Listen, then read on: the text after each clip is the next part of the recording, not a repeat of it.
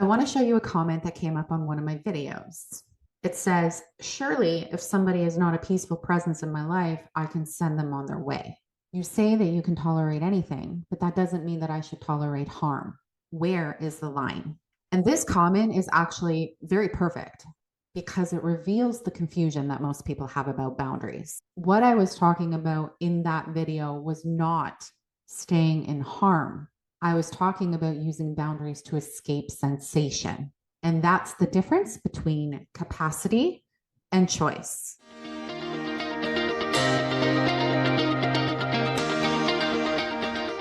If you're new here, I am Jackie. On this channel, we explore the full spectrum of human growth, from trauma, attachment, and nervous system survival patterns to self-trust and authorship and conscious choice. Every single phase of the journey has a purpose. None of them are wrong. My role here isn't to hold you. It's to help you see where you are so you can decide what's next. So today, let's talk about what choice and capacity really mean.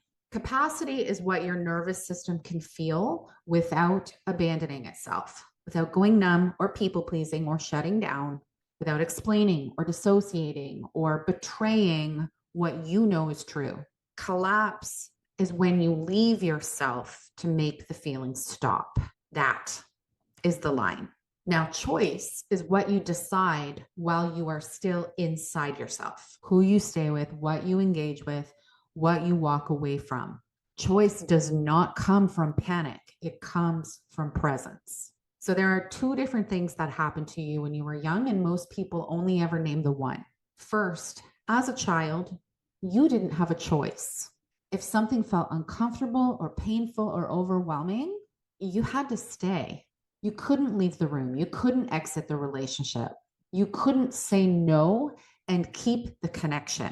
So then your body learned, I endure what doesn't feel good. That is the endurance imprint. And second, because you were stuck in experiences that you could not escape from, your nervous system learned something very specific. Discomfort is dangerous.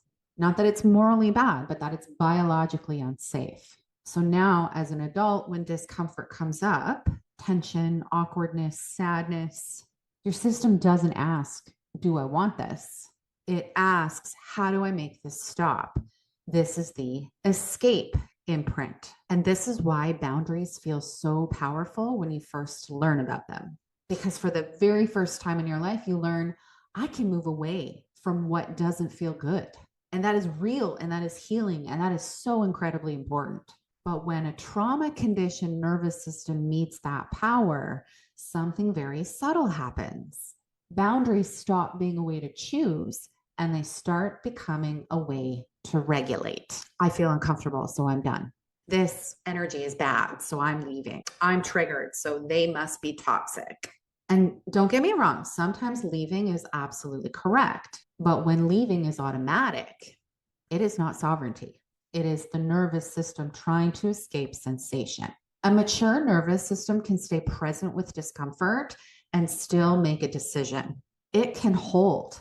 This is really uncomfortable, but I'm still here.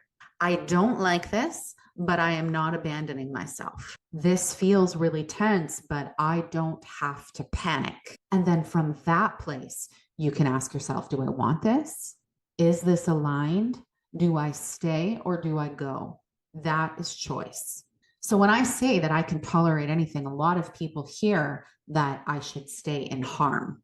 Not at all. That is not what I mean. What I mean is I don't have to leave myself just because discomfort shows up.